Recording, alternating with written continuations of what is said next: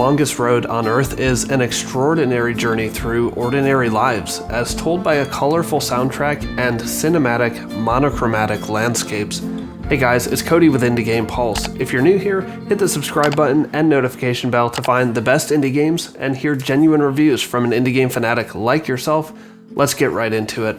I recently visited my hometown and enjoyed many trips down nostalgia lane while I was there. Having lived there until I was 16, there are moments of my life which stand out glaringly in my mind, but those can still fade over time. Our minds have a funny way of recollecting long-forgotten memories being sparked by something as simple as a street sign, a specific mailbox, or a familiar friend. For me, The Longest Road on Earth is a game which makes a profound leap from telling its own story to making you recall your own memories and even imagining a narrative for the voiceless characters. In The Longest Road on Earth, you play as several different characters, sometimes being the focal point for 10 to 15 minutes at a time, other times swapping back and forth more frequently.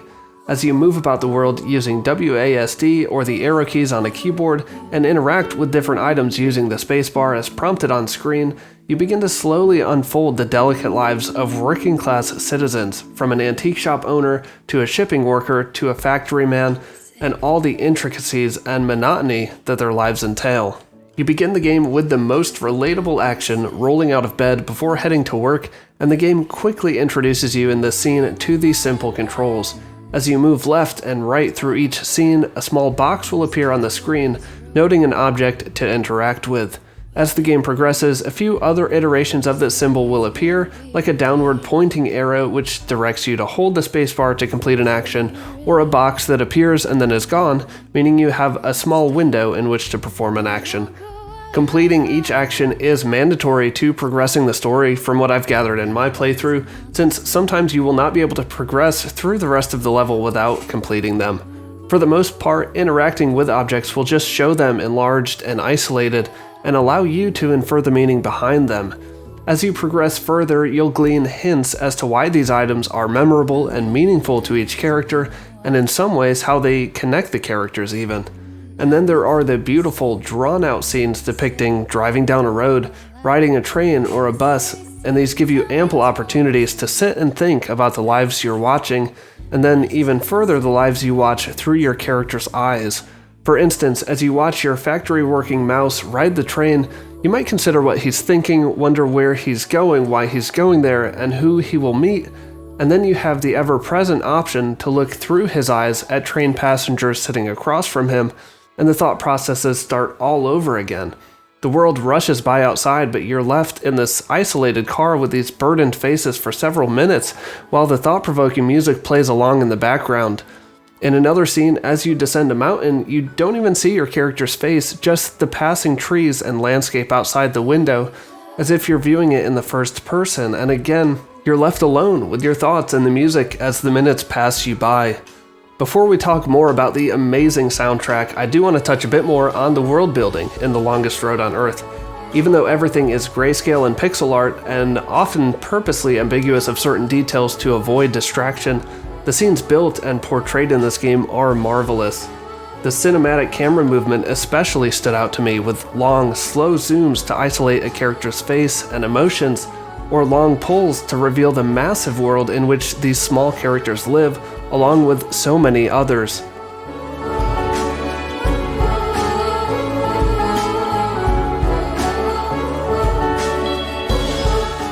There was even a move which I'm not familiar with, as one of the characters turned a street corner and the entire perspective of the world shifted to show that. While the gameplay is certainly simple here, the storytelling is nuanced and the cinematic camera movement further emphasizes every small detail. This is more than a game to be played for a moment and then forgotten. This is an interactive film that gives you the barest details and allows you to fill in the blanks while giving you ample time to do so. And now for the soundtrack, which time and time again not only gave me chills, but led to a deeper understanding of what was happening in the game. I'm gonna do my best to avoid spoiling anything, but again, as you watch your mouse character sit on that bus and watch the world whizzing by outside the window, the lyrics say, "And I see another day passing by, and I wave my chances goodbye." And I see another day passing by, and I wait, my chances goodbye. That one scene alone, I don't even know exactly what I felt. Sympathy, sadness, regret? All at once due to the tremendous storytelling through song that Brainwash Gang has accomplished. And that's only one instance.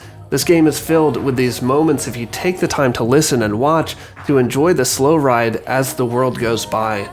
The soundtrack features piano and acoustic guitar tracks early on, and progresses into some synth and light electro maybe later on in the game.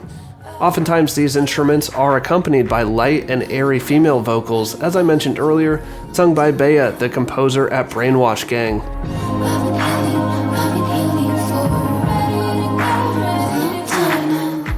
If you're interested in hearing more, the publisher Raw Fury hosted a pre-launch concert on YouTube, and I'll leave that link in the description below. It's great music to relax with.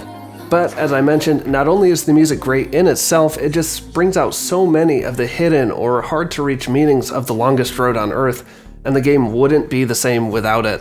The gameplay and the soundtrack work equally, hand in hand, to deliver the story and messages of the game, and this is an experience which you simply should not miss. So the question is, should you play The Longest Road on Earth?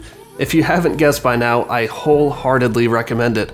Fair warning, and if you've been here before, you know that I am drawn to narrative-driven games, especially those that are a bit ambiguous, but The Longest Road on Earth is a magical look into the lives of 4 ordinary creatures as they go about their everyday lives.